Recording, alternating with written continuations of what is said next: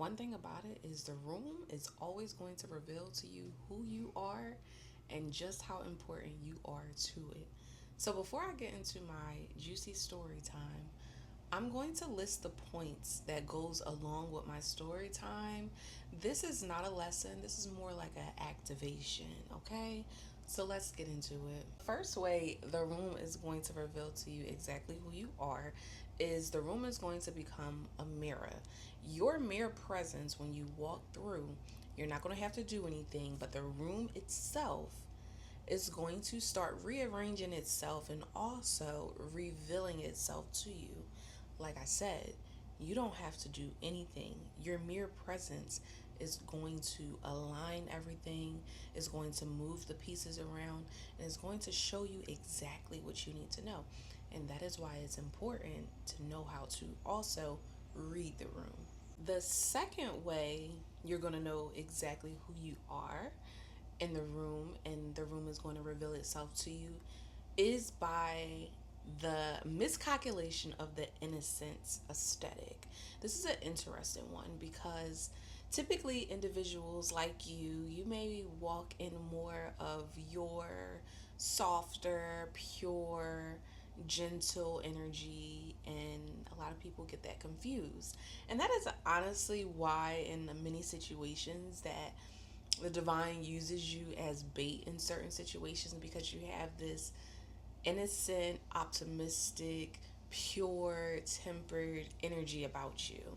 So people see that as an opening to openly project their baggage onto you, not knowing deep down inside there's a whole spiritual beast, spiritual gangster, and there's a whole group behind you that is unseen that really walks with you.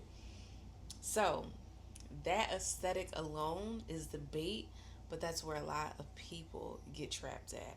Now, the third way that the room is going to tell you exactly who you are and what you mean to it is by the cowardice and the projection of others.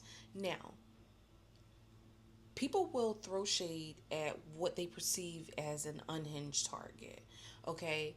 And another thing is they will wait until a perceived moment of vulnerability to another. So they will think that this is, like I said, notice I said perceived moment of vulnerability, something that they think, but it's not truly.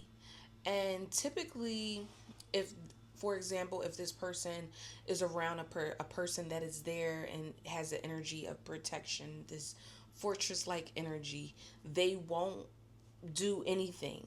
But the perceived moment is when that individual walks away and they think that that protection or that fortress is no longer there.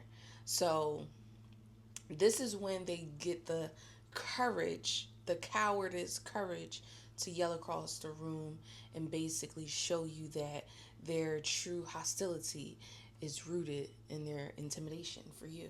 The fourth way the room is going to tell you and show you exactly who you are, okay?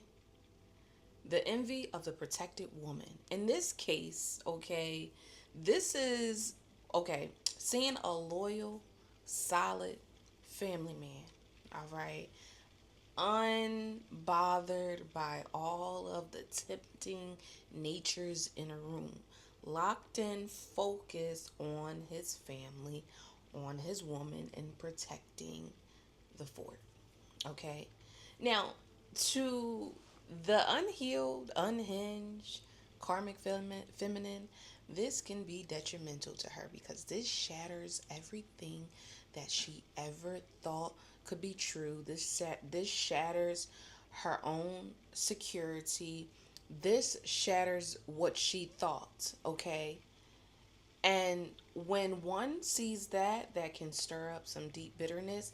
It can stir up some deep jealousy and unseated trauma that is not dealt with. So, seeing that in a woman, okay, seeing that in a woman, seeing that the family isn't intact, and seeing that where you try to inject, where you try to throw shade, does nothing but bounce back onto you, that's going to show you exactly who you are in the room.